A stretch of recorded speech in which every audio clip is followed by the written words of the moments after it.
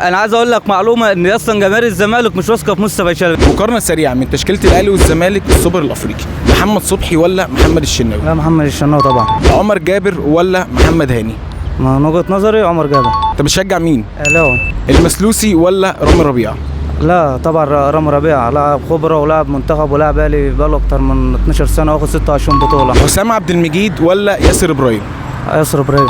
عبد الشافي ولا يحيى عطية الله؟ لا، يحيى عطية الله. وبعدين عبد الشافي راجع من صليبه ولسه ما جهزش اصلا، فعشان يرجع واحتمال يلعبه مكانه عمر جابر اللي هو بيلعب اصلا باك يمين، بس هو بيلعبه عشان هو جوكر هيلعبه باك شمال. هو ما عندوش اصلا الاضافه الكبيره اللي في الزمالك، ما عندوش لعيبه اصلا تكمل الدكه. يعني عايز اتكلم من ناحيه جوميز مدرب حلو، بس هو ما عندوش فرقه، ما عندوش التكتيك ولا اللعيبه اللي معاه تنفذ له الطلبات بتاعته. يعني هو على قد امكانياته وصل بالكونفدراليه، خد معاهم البطوله، بس هو وصل للاعيبه بتاعته اللي انا هنافس على الكونفدراليه. الدوري بعد خالص، بقى بيريح ولاعب اللعيبه من الناشئين، ما خلاص بعد عنه، وصل لهم المعلومه اللي انا مش بنافس على الدوري، انا بنافس على الكونفدراليه. دونجا ولا مروان عطيه؟ حاليا مروان عطيه كثبات ومستوى، وشفناه مع كولر، هو اعتمد عليه في الحته دي وبقى هو المستمر. دونجا متشتت شويه حلو شويه وحش، مستواه متذبذب.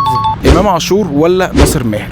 هو ناصر ماهر لاعب كبير ما نختلفش، بس هو حاليا امام عاشور. عبد الله السعيد ولا محمد مجدي قفشه؟ لا، كان كسنا عبد الله السعيد عطى كتير للكوره، فمحمد مجدي قفشه هو اللي بيلعب دلوقتي، فهو الاسلوب، وحتى بينزل في ماتش بيراميدز هو اللي عطى الاهلي 3 بونت. والتكمله هو بينزل في اخر الماتش، ماتش سموحه نزل جاب 3 بونت خدنا بيهم الدوري. وعبد الله السعيد انا ما اقدرش اسام لك ان هو جاب له جونين ضربتين جزاء بس في الزمالك. حسين الشحات ولا مصطفى شلبي؟ انا عايز اقول لك معلومه ان اصلا جماهير الزمالك مش واثقه في مصطفى شلبي من ناحيه اللي هو بيلعب ماتش حلو و10 مصاب، فهم اصلا بيزوموا عليه مش عايزينه، عشان كده هو كامكانيات لاعب هو لاعب عالي. بس حسين الشحات طبعا. زيزو ولا رضا سليم؟ لا طبعا، انا عايز اقول لك ان زيزو لوحده مش نص فرقه، هو 3/4 الزمالك. والله صح. هو اللي الزمالك حلو. الجزيري ولا وسام ابو علي؟ انا حرام كده اقارن دب صراحه. انا شغلانه الجزيره اصلا اللي هو بيخش جوه ال 18 بعايز اخضر بالجزاء، مش شغلانته انه يجيب جول.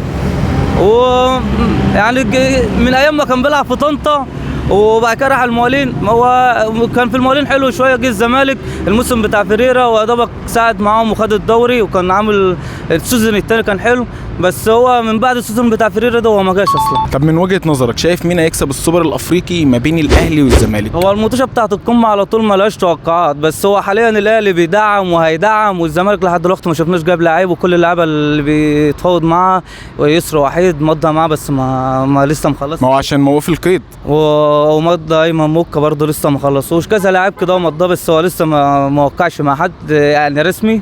بس يعني اللي شايفه دلوقتي الجماهير عايزه تمشي مجلس الاداره، ومجلس الاداره عاند مع الجماهير وهي ماشيه عنده بصراحه. لا يكسب 2-0.